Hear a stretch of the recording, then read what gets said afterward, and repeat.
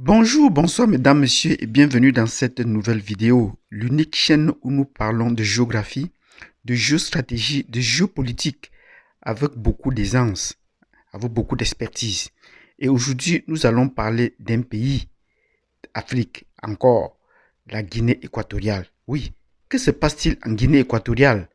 Il se pourrait qu'il y ait encore une énième tentative de coup d'État dans ce pays.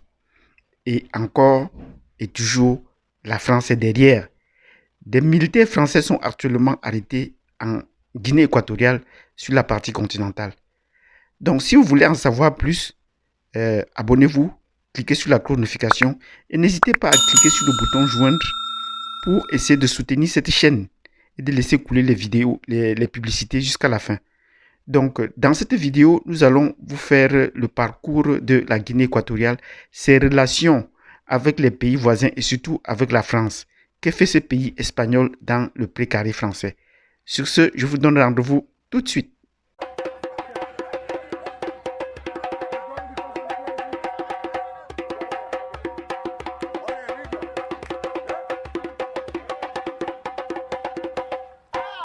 Bienvenue dans cette vidéo où nous allons parler de la Guinée équatoriale.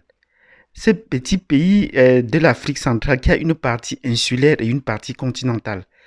C'est un petit pays, mais qui a, de par son histoire, un parcours de pays hispanophone qui parle espagnol. La langue officielle en Guinée équatoriale, c'est l'Espagne. C'est l'espagnol. Et dans ce pays, ils utilisent malheureusement le franc CFA.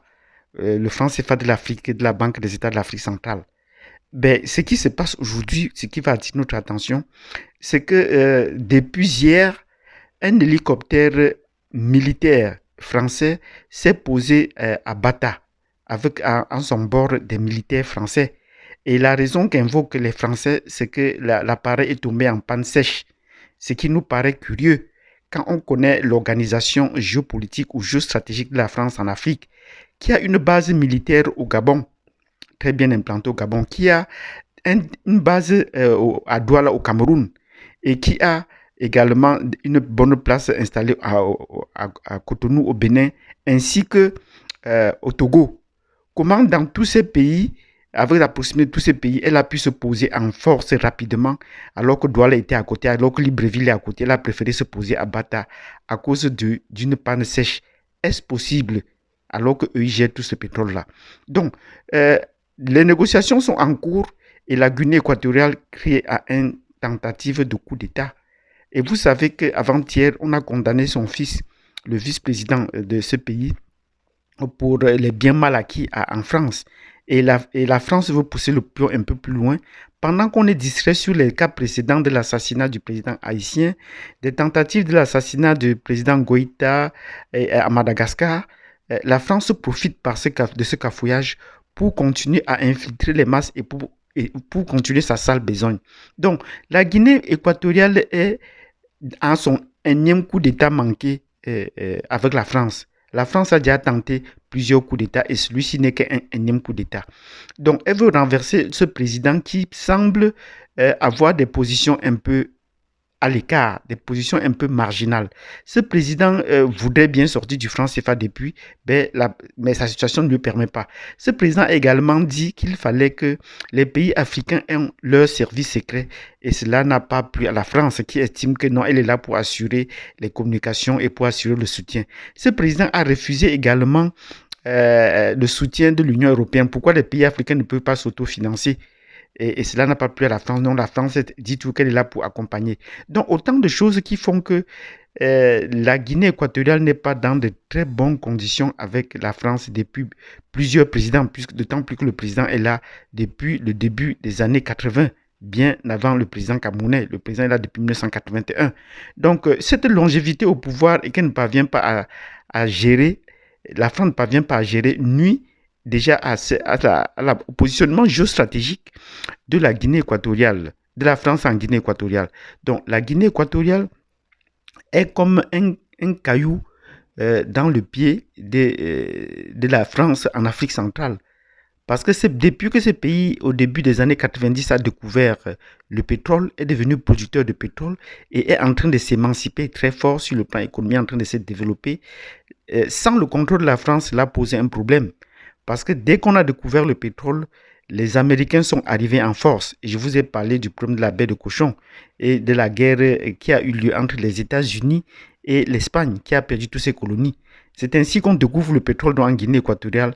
Et comme c'était une ancienne colonie espagnole, les États-Unis décident que c'est eux qui vont gérer le pétrole. C'est la raison pour laquelle ExxonMobil règne en maître sur la gestion et la position du pétrole au fond du golfe de Guinée au fond du golfe de Guinée et dans ces pays de la Guinée équatoriale. Donc, ceci, c'est pour bien vous expliquer le positionnement géostratégique de la France qui est bien scellé dans ces pays et dont les Américains, c'est la plateforme des Américains dans ces territoires.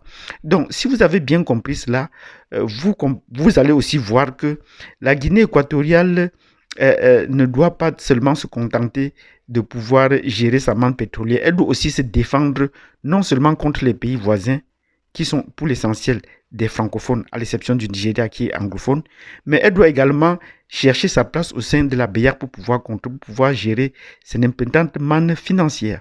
Donc, dans cette vidéo, nous essayons de vous faire comprendre que, quoique la Guinée équatoriale a pour principale langue officielle l'espagnol et parle espagnol, c'est un pays hispanophone, la France est très impliquée dans la gestion du pouvoir en République de Guinée équatoriale. Et qu'elle envoie ce bateau, qu'elle envoie cet hélicoptère se poser à Bata, qui est sur la capitale de la partie continentale, entre le Cameroun et le Gabon, c'est déjà pour préparer le terrain. Parce qu'une tentative pareille à Malabo aurait été très mal vue. Donc la Guinée équatoriale, nous sommes bravo à la Guinée équatoriale qui a maintenant les capacités d'intercepter ces genres d'avions et de pouvoir questionner la France sur ces genres d'agissement.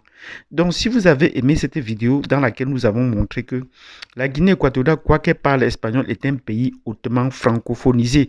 Ce n'est pas un pays francophone, c'est un pays hautement francophonisé, avec le système politique français, avec la monnaie, le système financier et économique de l'Afrique centrale, la BR de l'Afrique centrale, vous nous mettez des pouces.